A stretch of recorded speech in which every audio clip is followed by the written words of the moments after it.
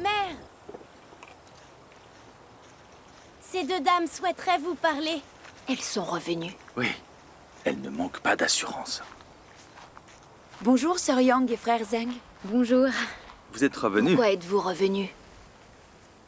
Votre prêche correspond bien à la Bible.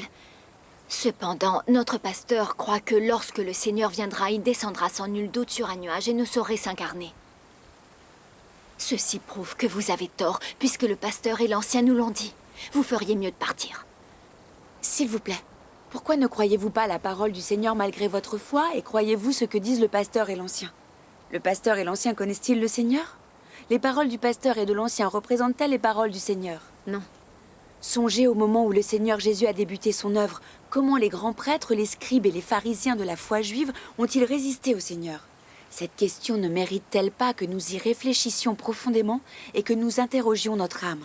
Si, Hé Guang, les sœurs sont venues de loin. Si tu as des questions, allons au bout du vignoble pour en discuter.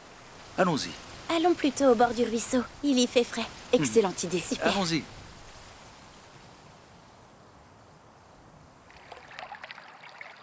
Asseyons-nous ici. Parfait. c'est un endroit agréable. L'air est vif et frais près du ruisseau. Quand nous travaillons dans les champs, nous venons souvent ici nous reposer. Asseyez-vous. Sœur Yang, vous venez de mentionner que le pasteur et l'ancien ont dit que le Seigneur des derniers jours ne saurait prendre forme humaine. Dans ce cas, diriez-vous que ces paroles du pasteur et de l'ancien sont basées sur la Bible? Les paroles du Seigneur prouvent-elles cela? Il existe en réalité des prophéties très claires dans la Bible à propos de l'apparition du Seigneur dans la chair et de son œuvre dans les derniers jours. En effet. Le Seigneur Jésus a dit « Car comme l'éclair part de l'Orient et se montre jusqu'en Occident, ainsi sera l'avènement du Fils de l'homme. Car comme l'éclair resplendit et brille d'une extrémité du ciel à l'autre, ainsi sera le Fils de l'homme en son jour. Mais il faut auparavant qu'il souffre beaucoup et qu'il soit rejeté par cette génération. » Les deux prophéties mentionnent l'avènement du Fils de l'homme. Chaque mention du Fils de l'homme désigne Dieu incarné sous les traits du Fils de l'homme. S'il s'agit du corps spirituel ressuscité du Seigneur Jésus, parfois caché, parfois visible, profondément surnaturel, peut-on toujours l'appeler Fils de l'homme? Pourra-t-on toujours dire de lui « Il faut auparavant qu'il souffre beaucoup et qu'il soit rejeté par cette génération » ? Exact.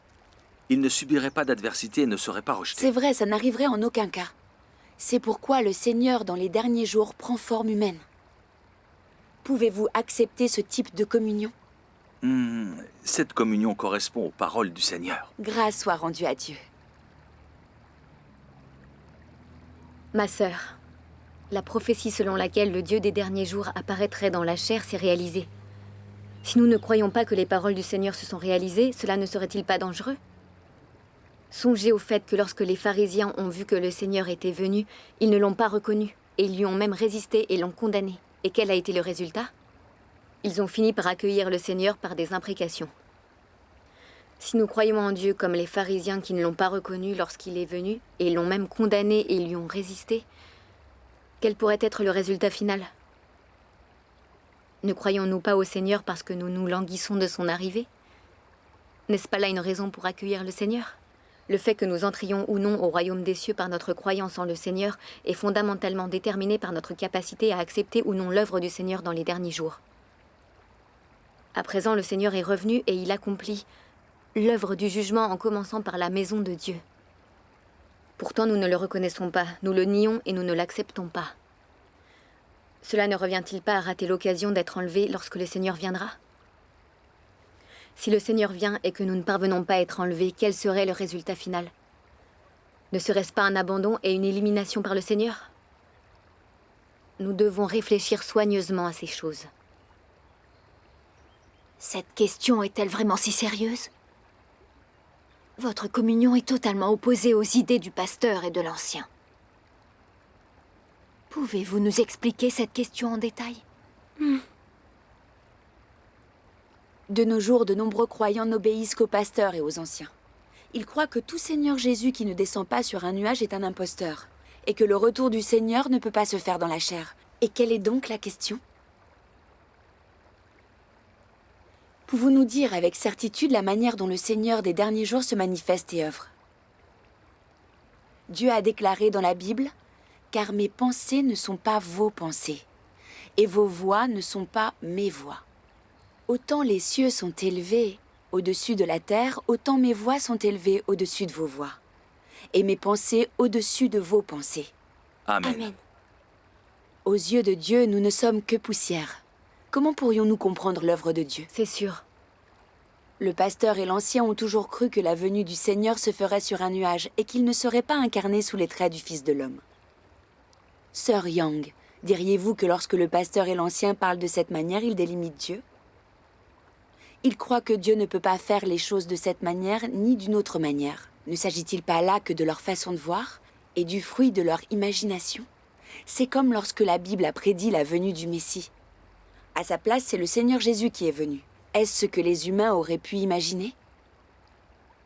Les pharisiens n'ont-ils pas réglementé l'œuvre de Dieu en se basant sur leur conception et le fruit de leur imagination au point de finir par crucifier le Seigneur Jésus? Leur échec est une véritable leçon. Et pourtant, vous continuez à croire les paroles du pasteur et de l'ancien. N'est-ce pas là un problème? Ma sœur, en ce qui concerne le fait d'accueillir la venue du Seigneur, nous ne devons pas croire ce que disent le pasteur et l'ancien en nous fiant à nos conceptions erronées et notre imagination pour définir l'apparition et l'œuvre de Dieu. Le Seigneur Jésus a dit « Les brebis de Dieu entendent la voix de Dieu ». Aimeriez-vous entendre la voix de Dieu? Tout à fait. Si vous n'écoutez pas notre lecture des paroles de Dieu Tout-Puissant, vous raterez l'occasion d'entendre sa voix. Oui. Ma sœur, c'est le Seigneur qui frappe à votre porte. Si vous n'écoutez pas la voix de Dieu, si vous ne lui ouvrez pas la porte, ne vous sentiriez-vous pas coupable? Ne craindriez-vous pas de rater l'occasion d'être enlevé à son retour? Se pourrait-il que vous ne vouliez pas vraiment entendre la voix de Dieu? Je vais être très franche. Comment ne pourrions-nous pas vouloir entendre la voix de Dieu? J'attends la venue du Seigneur. Nous espérons entendre la voix de l'époux et nous asseoir avec le Seigneur au banquet. Grâce soit rendue à Dieu. Oui, grâce soit rendue au Seigneur. Pendant toutes ces années, nous avons espéré la venue du Seigneur, mais nous ne savions pas comment entendre sa voix. Grâce à votre visite d'aujourd'hui, ce sujet a été expliqué de façon très claire. Nous savons désormais qu'il est très important d'écouter la voix de Dieu. Exact. Grâce soit rendue à Le Dieu. pasteur et l'ancien disent que nous sommes petits sur le plan spirituel et ils craignent que nous ne soyons dupés. Ils ne nous permettent pas de rechercher et d'étudier. Mon frère, le Seigneur Jésus a dit « Mes brebis entendent ma voix. Je les connais et elles me suivent. » Si nous sommes les brebis de Dieu, alors nous pouvons distinguer la voix de Dieu. C'est la réalité. Oui. Il y a de nombreuses prophéties dans l'Apocalypse. Que celui qui a des oreilles entende ce que l'Esprit dit aux églises. Lorsque le Saint-Esprit s'exprime par des paroles, il s'agit de la voix du Seigneur. Si nous n'écoutons pas les paroles du Saint-Esprit aux églises, comment être certain qu'il s'agisse de la voix du Seigneur? Si nous écoutons toujours les paroles de l'ancien et du pasteur, pourrons-nous entendre la voix de Dieu? Mais non, ils ne nous permettent pas de lire les paroles du Dieu Tout-Puissant. Se pourrait-il que le pasteur et l'ancien puissent exprimer la voix de Dieu? Vous avez écouté les prêches du pasteur et de l'ancien toutes ces années. Les avez-vous jamais vus exprimer les paroles de Dieu? Mais absolument pas. C'est exact. Avez-vous entendu la voix et les paroles de Dieu? Diriez-vous que le pasteur et l'ancien entendront la voix de Dieu? Si vous restez limité par le pasteur et l'ancien, quelles pourraient en être les conséquences? Si vous ignorez ce problème, vous serez complice du péché que le pasteur et l'ancien commettent en résistant à Dieu. Et vous serez ainsi probablement abandonné par le Seigneur. Bien sûr. Aujourd'hui, nous apportons chez vous la voix et les paroles de Dieu dans les derniers jours. Et si vous continuez de refuser, vos actions seront-elles approuvées par le Seigneur? Cela nuirait-il au Seigneur? Vous nous avez bien guidés. Par le passé, nous étions stupides et ignorants. Nous ne désirons désormais rien de plus que d'écouter la voix de Dieu et nous voulons étudier le vrai chemin. Veuillez communier avec nous. D'accord. Grâce soit rendue à Dieu. Grâce soit rendue à Dieu. Ne serait-il pas mieux d'aller chez nous pour discuter? Allons-y. Bonne idée. Allons à la maison. Allons-y. En échangeant de la sorte, les choses sont plus claires. Et vous êtes prêts à entendre la voix de Dieu. Il s'agit vraiment de l'amour de Dieu. Amen. Grâce soit rendue au Seigneur. Lisons la parole de Dieu. D'accord. Entendu. Parfait. Dieu Tout-Puissant dit « Comment apprécier si oui ou non c'est le vrai chemin et si oui ou non c'est l'œuvre de Dieu. Quel est le principe le plus fondamental dans la recherche du vrai chemin? Tu dois pouvoir déterminer si oui ou non il s'agit de l'œuvre du Saint-Esprit. Si oui ou non ces paroles sont l'expression de la vérité qui en est témoin. Et ce que cela peut apporter. Distinguer le vrai chemin du faux chemin nécessite de considérer plusieurs aspects de la connaissance de base, le plus fondamental de tous étant la faculté à dire si oui ou non il s'agit de l'œuvre du Saint-Esprit, car la substance de la croyance de l'homme en Dieu est la croyance en l'Esprit de Dieu.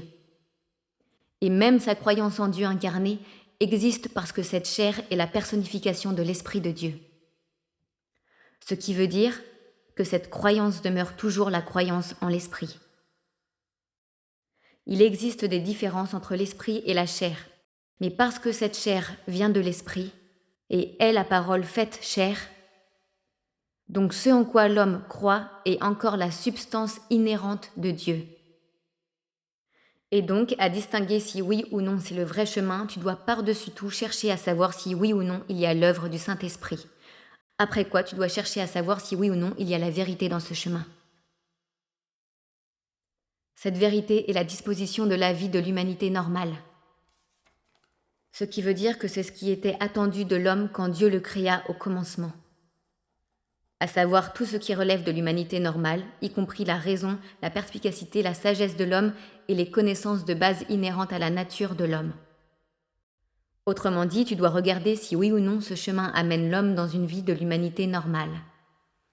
Si oui ou non la vérité dont il est question est nécessaire en fonction de la réalité de l'humanité normale. Si oui ou non cette vérité est pratique et réelle, et si oui ou non, c'est plus opportun. S'il y a la vérité, alors elle est capable d'amener l'homme vers des expériences normales et réelles. L'homme, par ailleurs, devient de plus en plus normal. Le bon sens de l'homme devient de plus en plus complet. La vie de l'homme dans la chair et la vie spirituelle deviennent de plus en plus ordonnées. Et les émotions de l'homme deviennent de plus en plus normales.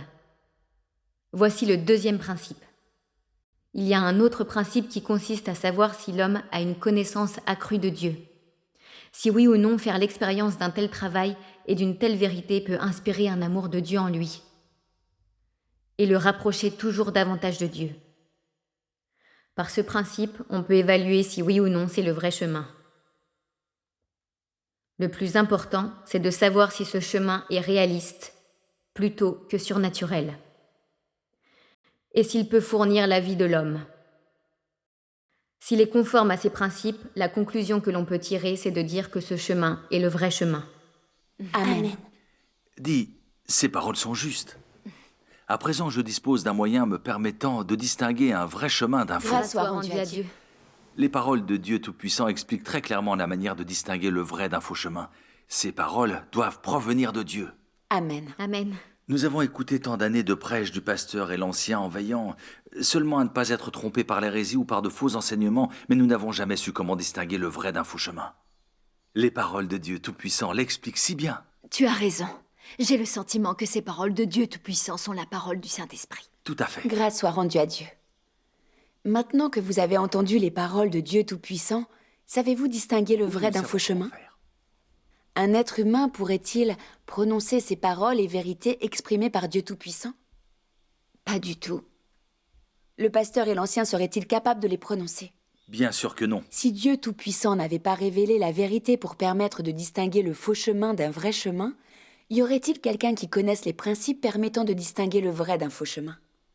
Durant des milliers d'années, y a-t-il eu un seul personnage spirituel ou guide religieux qui soit parvenu à expliquer clairement cette question? Sûrement pas. Les grands prêtres juifs, les scribes et les pharisiens savaient-ils comment distinguer le vrai chemin d'un faux chemin? Ils ne savaient pas. Comment ont-ils vérifié la manifestation du Messie? Ils n'ont pas basé sur les paroles exprimées par le Seigneur Jésus étaient ou non la voix de Dieu ou la vérité, mais ils ont au contraire basé leur détermination sur leur conception et leur imagination, pour la seule raison que le Seigneur Jésus n'était pas nommé Messie, et bien que les enseignements du Seigneur Jésus aient été la vérité au mépris de l'autorité dont étaient investies ces paroles. Ils n'en ont pas moins condamné le Seigneur Jésus comme un imposteur. Quel a été le résultat? Ils ont crucifié le Messie qui était venu alors qu'il était encore vivant. Les pasteurs et les anciens des cercles religieux dans les derniers jours peuvent-ils distinguer le vrai d'un faux chemin? Non.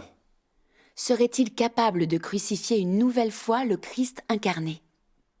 Les pasteurs n'ont que faire de la vérité qu'a déjà exprimée Dieu Tout-Puissant, et ils ne s'intéressent pas à la capacité qu'ont les paroles et l'œuvre de Dieu Tout-Puissant de purifier les gens et de leur offrir le salut. Quel est leur critère pour identifier le vrai chemin? Tout Seigneur Jésus qui ne descend pas sur un nuage est un imposteur. Leur point de vue n'est-il pas absurde et irresponsable? Bien sûr que si. Quelle est la différence entre eux et les pharisiens qui ont résisté au Seigneur Jésus? Dieu Tout-Puissant des derniers jours est arrivé et il a révélé la vérité et le mystère permettant de distinguer le vrai du faux chemin. Nous sommes donc enfin capables de comprendre totalement. Les paroles de Dieu Tout-Puissant sont la vérité et ne sont rien d'autre que la voix de Dieu. Vous pouvez entendre ceci, non? Vous avez tout à fait raison. Je peux désormais affirmer que les paroles de Dieu Tout-Puissant sont la vérité et la voix de Dieu. Grâce soit rendue à Dieu. Dans ce cas, lisons un autre passage des paroles de Dieu Tout-Puissant. Allons-y. D'accord. Dieu Tout-Puissant dit « J'étais autrefois connu comme l'Éternel. J'ai aussi été appelé le Messie. Et les gens m'ont un jour appelé Jésus le Sauveur parce qu'ils m'ont aimé et respecté. Mais aujourd'hui, je ne suis pas l'Éternel ou Jésus que les gens connaissaient dans le passé. Je suis le Dieu qui est revenu dans les derniers jours, le Dieu qui mettra fin à l'ère. Je suis le Dieu lui-même qui se lève aux extrémités de la terre, rempli de tout mon tempérament et plein d'autorité, d'honneur et de gloire. Les gens ne se sont jamais engagés avec moi, ne m'ont jamais connu et ont toujours ignoré mon tempérament. Depuis la création du monde, jusqu'à aujourd'hui, personne ne m'a jamais vu. C'est le Dieu qui apparaît à l'homme au cours des derniers jours, mais qui est caché parmi les hommes. Il vit parmi les hommes, vrai et réel, comme le soleil brûlant et le feu ardent, rempli de pouvoir et débordant d'autorité.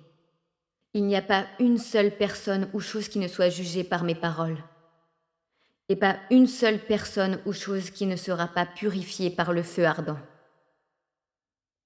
Finalement, toutes les nations seront bénies grâce à mes paroles, et aussi brisées en pièces à cause de mes paroles. De cette façon, tous les peuples au cours des derniers jours verront que je suis le Sauveur revenu. Je suis le Dieu Tout-Puissant qui conquiert toute l'humanité. Amen. Et j'ai été une fois l'offrande expiatoire pour l'homme. Mais dans les derniers jours, je deviens aussi les flammes du soleil qui brûlent toutes choses, ainsi que le soleil de justice qui expose toutes choses. Telle est mon œuvre des derniers jours. J'ai pris ce nom et je suis possédée par ce tempérament, afin que tous les gens puissent voir que je suis un Dieu juste et que je suis le soleil brûlant et la flamme vive. C'est pour que tous m'adorent, le seul vrai Dieu, et pour qu'ils voient ma vraie face. Je ne suis pas seulement le Dieu des Israélites, et je ne suis pas seulement le Rédempteur. Je suis le Dieu de toutes les créatures dans les cieux, la terre et les mers. Amen. Amen. Mère, je trouve que ces paroles sont semblables à des paroles de Dieu. Un homme n'aurait pas pu prononcer ces paroles. C'est vrai. Ces paroles représentent l'autorité et le pouvoir. Elles semblent être la voix de Dieu. C'est exact. Vous prononcez de bonnes paroles. Il s'agit de la voix de Dieu. Les brebis de Dieu entendent sa voix. N'avez-vous pas entendu la voix de Dieu aujourd'hui ? Grâce soit rendue au Seigneur. Il semble que le fait de rechercher la voix de Dieu soit la chose à faire.